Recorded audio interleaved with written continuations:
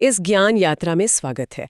आज हमारे सामने आयुर्वेद के कुछ अहम सिद्धांतों पर आधारित सामग्री है और हम कोशिश करेंगे कि इसमें छिपे ज्ञान को ठीक से समझें। नमस्कार। खासतौर पर आज हम बात करेंगे शीत यानी ठंडे गुण की। ये जो सामग्री है लगता है किसी आयुर्वेदिक पाठ का हिस्सा है जो इस गुण और इससे जुड़ी बातों को समझाता है। जी। तो आज हम जानेंगे कि आयुर्वेद की नज़र से ये शीत गुण आखिर है क्या, ये कितने अलग अलग तरीकों से सामने आता है, शरीर पर इसका क्या असर होता है और हाँ, इससे जुड़ी स्वास्थ्य समस्याएं क्या हो सकती हैं। तो चलिए इस विषय को जरा गहराई से समझते हैं। बिल्कुल। देखिए, आयुर्वेद में ना गुणों को समझना बहुत ही जरूरी है। यही गुण शरीर में आप कह सकते हैं संतुलन या असंतुलन, मतलब सेहत या बीमारी लाते हैं, और शीत गुण इनमें से एक बहुत मुख्य गुण है। अच्छा, तो शुरुआत करते हैं इसकी परिभाषा से। जो हमारे पास जानकारी है उसके हिसाब से शीत मतलब ठंडापन, ये एक मूल गुण है। और दिलचस्प बात यह है कि इसके एक दो नहीं बल्कि 18 भेद बताए गए हैं। 18? हाँ, ये संख्या अपने आप में काफी कुछ कहती है ना।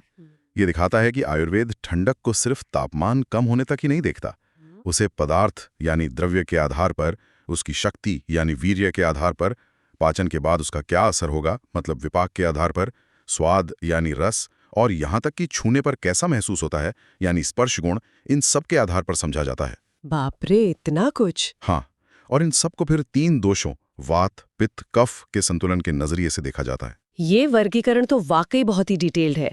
जैसे इसमें बताया है कि मधुर यानी मीठा, तिक्त यानी कड़वा और कषाय यानी कसैला रस, ये शीत प्रकृति के होते हैं। जी। और स्पर्श के आधार पर भी 7 गुण बताए हैं जो शीतलता से जुड़े हो सकते हैं। गुरु भारी, मृदु नरम, स्निग्ध चिकना, पिच्छल लसलसा, मंद धीमा, स्थिर स्थिर और श्लक्षण मुलायम। यहाँ ये समझना बड़ा रोचक है कि आयुर्वेद एक ही गुण को इतने सारे अलग अलग पहलुओं से क्यों देखता है। ये असल में उस गुण का शरीर पर जो पूरा असर पड़ता है ना, उसको पकड़ने की कोशिश है। अच्छा। सिर्फ ये नहीं कि कोई चीज ठंडी है, बल्कि क्या वो भारीपन ला रही है या हल्कापन, चिकनाहट बढ़ा रही है या रूखापन ला रही है, ये सब मिलकर तय करता है कि शरीर पर उसका आखिर में असर क्या होगा। तो मतलब ये सिर्फ बाहर की ठंड लगना नहीं बल्कि शरीर के अंदर जो सिस्टम चल रहा है उस पर असर डालने वाला एक जटिल गुण है। अच्छा, तो फिर ये अलग अलग शारीरिक प्रकृति यानी वात, पित्त और कफ दोषों पर कैसे असर डालता है, सामग्री में इसकी भी बात है। हाँ बिल्कुल। और यहीं पर आयुर्वेद का वो व्यक्तिगत नजरिया सामने आता है। एक ही शीत गुण अलग अलग लोगों में उनके शरीर में कौन सा दोष बढ़ा हुआ है उसके आधार पर अलग अलग लक्षण पैदा कर सकता है। जरा इसे और खोलकर समझते हैं।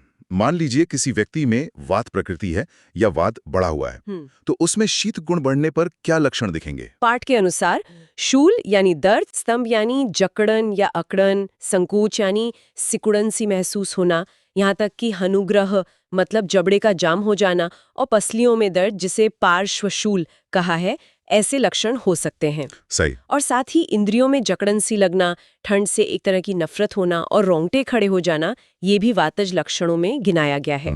आप देख सकती हैं कि वात के लक्षण अक्सर सिकुड़ने, जकड़ने, दर्द करने, इन चीजों से जुड़े होते हैं। तो शीत गुण जो है वो इन प्रवृत्तियों को और बढ़ा देता है। वात का अपना गुण भी शीत और रूक्ष है। समझ गई। और पित्त प्रकृति में यहाँ मुझे थोड़ा विरोधाभास लग रहा है। सामग्री कहती है कि पित्तज लक्षणों में दाह यानी जलन और वेदना यानी दर्द के साथ शीतलता का अनुभव हो सकता है, खासकर बुखार, ज्वर, जलन, दाह, बड़बड़ाने प्रलाप और बेहोशी, मूर्छा जैसी स्थितियों में। हाँ, ये दिलचस्प है ना। देखिए, पित्त का जो मूल स्वभाव है वो गर्म यानी उष्ण होता है, लेकिन जब पित्त बहुत ज्यादा बढ़ जाता है और शरीर में तेज जलन या बुखार जैसी हालत पैदा कर देता है, तो उसके उलट व्यक्ति को अंदर से या शायद त्वचा पर ठंडक महसूस हो सकती है। ये शरीर की एक तरह की प्रतिक्रिया या असंतुलन का एक जटिल पहलू है। अच्छा, ये बात है, समझ गई। और कफ प्रकृति में शीत गुण के क्या लक्षण हैं? देखिए, कफ का तो स्वाभाविक गुण ही शीत है, ठंडा और भारी। तो जब शरीर में कफ पहले से बढ़ा हो और ऊपर से शीत गुण का प्रभाव और हो, तो लक्षण ज्यादातर भारीपन और स्थिरता से जुड़े हुए मिलेंगे। हाँ, सामग्री में लिखा भी है, गुरुता यानी भारीपन, जकड़ाहट, आलस्य, तंद्रा यानी हर वक्त नींद से आते रहना, कभी-कभी दस्त भी लग सकते हैं। इसके अलावा शरीर में भारीपन, खासकर सिर में, और गले में कुछ लिपटा हुआ सा महसूस होना, कंठों पर लेप, गले में सूजन, कंठोत शोथ जो रात में बढ़ जाती है, निशा बली, और हाँ, नींद बहुत ज्यादा आना, निद्राधिक्यम, ठंड अच्छी ना लगना, शीत हानि, और मोटापा, स्थूलता। यहाँ तक कहा गया है कि ऐसे में व्यक्ति सुबह आसानी से उठ नहीं पाता। बिल्कुल सही। ये सारे लक्षण भारीपन, सुस्ती, स्थिरता, ज्यादा नींद आना, ये सब कफ के बड़े बड़े शीत और गुरु गुणों को ही दिखाते हैं।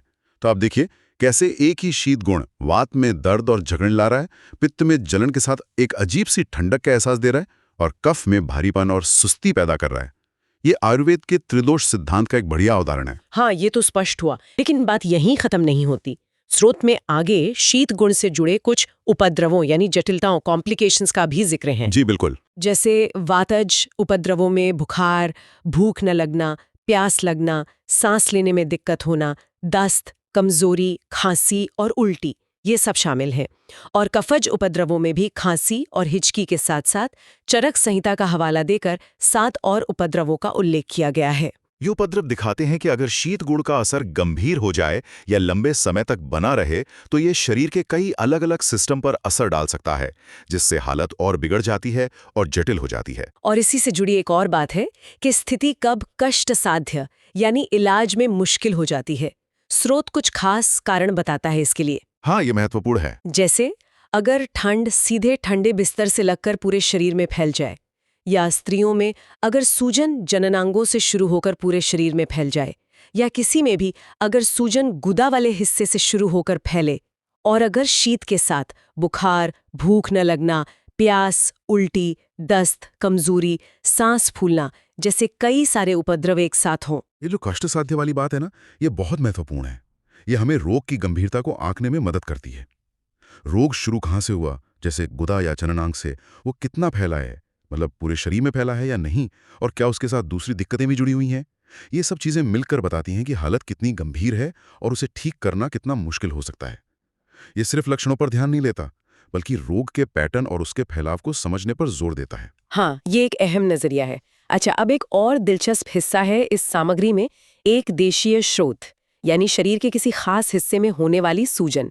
इसमें एक तालिका दी गई है जो बताती है कि कैसे शीत गुण अलग अलग दोषों, कफ, पित्त, वात या मिले जुले दोषों ST के साथ मिलकर शरीर के खास हिस्सों में सूजन पैदा कर सकता है। हाँ, ये दिखाता है कि शीत गुण का प्रभाव सिर्फ पूरे शरीर पर एक जैसा नहीं होता, बल्कि वो स्थानीय स्तर पर, मतलब लोकलाइज तरीके से भी दिख सकता है, और कैसे अलग अलग दोष मिलकर अलग अलग तरह की सूजन पैदा करते हैं। चलिए इस तालिका से कुछ उदाहरण देखते हैं।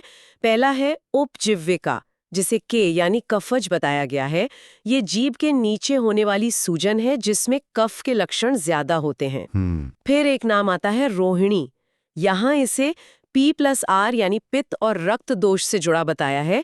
कहा गया है कि ये सूजन बहुत तेजी से फैलती है, जानलेवा हो सकती है और इसमें बुखार भी होता है। इसकी तुलना विसर्प यानी एरिसिपेलस से की गई है। हाँ, पित्त और रक्त का जुड़ाव अक्सर ऐसी स्थितियों की तरफ इशारा करता है जो तेजी से फैलती हैं, जिनमें जलन होती है और जो गंभीर होती हैं। रोहिणी का ये वाला रूप इसी का एक उदाहरण है। और इसी तालिका में रोहिणी का एक और जिक्र है जिसे T यानी त्रिदोषज बताया गया है, मतलब तीनों दोषों वात, पित्त, कफ से पैदा होने वाली। जी। ये स्थिति जीभ की जड़ जिह्वा मूल में होती है। इसमें भयंकर सूजन, दर्द होता है और जीभ काम करना बंद कर देती है। इसे बहुत ही कष्टदायक बताया गया और ये भी लिखा है कि ये 3 दिन में मृत्यु का कारण बन सकती है। इसमें भी बुखार होता है। त्रिदोषज स्थिति यानी जब तीनों दोष एक साथ बिगड़ जाते हैं, वो आयुर्वेद में हमेशा सबसे गंभीर मानी जाती है। रोहिणी का ये त्रिदोषज रूप दिखाता है कि शीत गुण जब तीनों दोषों के साथ मिलकर शरीर के किसी इतने महत्वपूर्ण हिस्से जैसे जीभ की जड़ पर असर डालता है तो स्थिति कितनी खतरनाक हो सकती है। वाकई कुछ और उदाहरण भी हैं, जैसे पूतिहा रोग विवातज, जिसमें बढ़ी हुई वायु प्लीहा यानी स्प्लीन को उसकी जगह से हटाकर बाई पसलियों में दर्द पैदा करती है।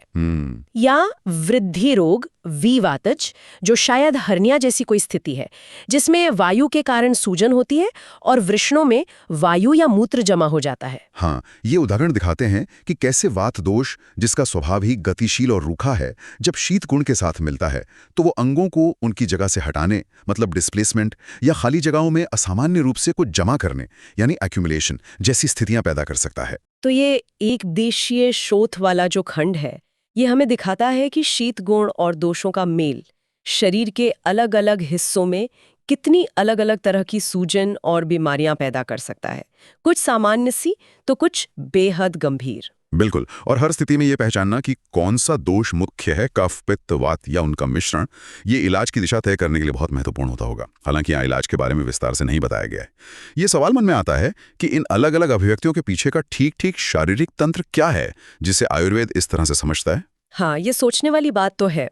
अच्छा, इस मुख्य चर्चा के अलावा सामग्री के आखिर में कुछ और जुड़ी हुई बातें भी हैं, जैसे मेद यानी वसा फैट का वर्गीकरण किया गया है, शुद्ध जिसमें कम गंध हो और प्राकृत जिसमें दुर्गंध हो, और फिर प्राकृत के भी 2 प्रकार बताए हैं जी। एक महत्वपूर्ण सूत्र स्थान 4242 का भी जिक्र है। तयेवांतरीन्द्रियेषु विद्यमान भावनी हे रुजा वर्ण बलवर्ण स्वरूप संस्थान नाम भी ही। हाँ, ये बहुत महत्वपूर्ण सूत्र है, जिसका सरल अर्थ बताया गया है कि जब शरीर के अंदरूनी अंग या इंद्रियां प्रभावित होती हैं तो उसका असर बाहर अलग अलग रूपों में दिखता है, जैसे दर्द होना, रंग बदलना, ताकत कम होना, त्वचा का रंग बदलना, आवाज में बदलाव आना, रूप या बनावट में बदलाव आना, और इन्हीं के आधार पर रोगों के नाम रखे जाते हैं। पर साथ ही ये भी कहा गया है कि हर संभव रोग का नाम रखना या वर्गीकरण करना मुमकिन नहीं है। ये सूत्र 1842 बहुत गहरा है। असल में ये शरीर के अंदर और बाहर के जुड़ाव को दिखाता है कि कैसे अंदर का असंतुलन बाहरी लक्षणों के जरिए अपनी कहानी बताता है। और ये बात कि हर रोग का नाम रखना संभव नहीं है, ये आयुर्वेद की उस सोच को दर्शाता है जो लक्षणों के पीछे के मूल सिद्धांतों, दोष, धातु, मल, गुण को समझने पर ज्यादा जोर देती है, बजाय इसके कि हम अनगिनत बीमारियों के नाम रटते रहें। बिल्कुल। इसके अलावा 3 तरह के किट यानी शरीर के मल वेस्ट प्रोडक्ट्स बताए गए हैं और उनके स्वाभाविक गुण, पित्त, उष्णगर्म, श्लेष्म, कफ, शीत ठंडा, और पुरीश यानी मल, ये भी उष्णगर्म। और आखिर में पित्त और कफ के कुछ मुख्य कामों का जिक्र है जो सीधे उनके उष्ण और शीत गुणों से जुड़े हैं। जैसे पित्त का काम है गर्मी पैदा करना, पाचन करना, प्यास लगाना, शरीर का तापमान बनाए रखना, बुद्धि मेधा को तेज करना। जी बिल्कुल। और कफ का काम है शरीर को स्थिरता देना, बल देना, चिकनाई, स्निग्धता बनाए रखना, और मानसिक स्तर पर देखें तो क्षमा, धैर्य जैसे गुण देना। हाँ, यंत्र में पित्त के उष्ण और कफ के शीत गुणों को उनके स्वाभाविक कामों से जोड़कर उस पूरी चर्चा को एक तरह से समेट देता है जो हमने शीत गुण से शुरू की थी। ये दिखाता है कि ये गुण सिर्फ बीमारियां ही नहीं पैदा करते, बल्कि सेहत बनाए रखने वाले जो सामान्य शारीरिक काम हैं उनके लिए भी ये बेहद जरूरी हैं। पित्त की गर्मी पाचन और ऊर्जा के लिए चाहिए, तो कफ की शीतलता और स्निग्धता शरीर को स्थिरता और पोषण देती है। तो आज हमने इस सामग्री के जरिए आयुर्वेद के शीत गुण की एक झलक देखी।